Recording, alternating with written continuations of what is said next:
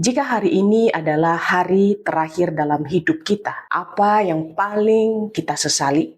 Apakah ada hubungan yang belum dipulihkan, pelayanan yang ditunda, atau mungkin panggilan Tuhan yang belum kita kerjakan selama kita diberi kesempatan? Kita seringkali hidup seolah-olah memiliki waktu yang tidak terbatas. Kita merencanakan banyak hal untuk masa depan, tetapi kita lupa bahwa hidup adalah anugerah yang tidak seorang pun tahu berapa lama akan diberikan. Sebelum lebih jauh kita mendengarkan firman Tuhan, mari kita berdoa. Bapa di dalam surga, terima kasih kesempatan anugerah yang Tuhan berikan bagi kami untuk kami mendengarkan sabda kebenaran firman-Mu Tuhan. Sungguh luar biasa anugerah dan kebaikan-Mu. Kesempatan yang indah ini kami mau mendengarkan sabda firman-Mu. Dalam nama Tuhan Yesus kami berdoa. Amin. Firman Tuhan di dalam Mazmur nomor 90 ayat 12 berkata demikian. Ajarlah kami menghitung hari-hari kami sedemikian, hingga kami beroleh hati yang bijaksana. Dalam Mazmur ini Musa mengingatkan bahwa hidup manusia seperti rumput yang pagi bisa berkembang dan sore hari bisa menjadi layu.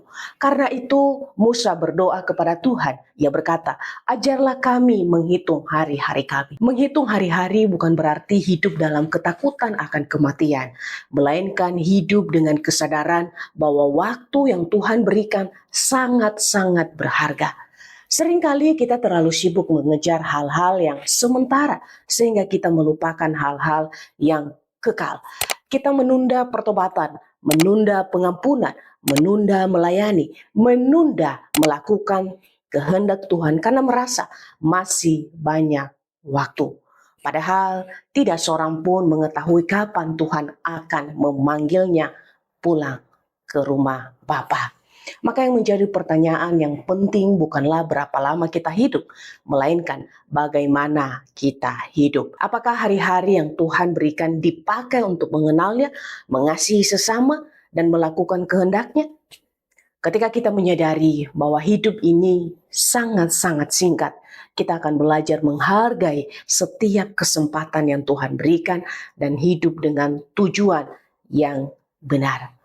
Kematian bukanlah akhir bagi orang yang percaya kepada Kristus. Yesus datang ke dunia untuk mengalahkan kuasa dosa, mengalahkan maut melalui kematian dan kebangkitannya.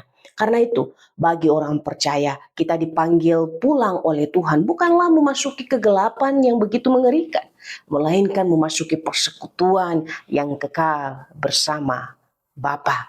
Kristus juga hidup dengan kesadaran penuh akan tujuannya di dunia ini. Ia tidak menyia-nyiakan waktu yang diberikan Bapa, tetapi ia setia menjalankan misinya sampai selesai di atas kayu salib. Melalui kehidupannya, kita belajar untuk hidup fokus pada perkara yang kekal dan bukan hanya perkara yang sementara. Hari ini saya mengajak kita untuk refleksi sejenak. Jika hari ini Tuhan memanggil kita pulang, apakah ada hal yang perlu kita bereskan di hadapan Tuhan dan sesama? Apakah kita sedang hidup sesuai dengan tujuan yang Tuhan kehendaki? Mari kita bersatu dalam doa.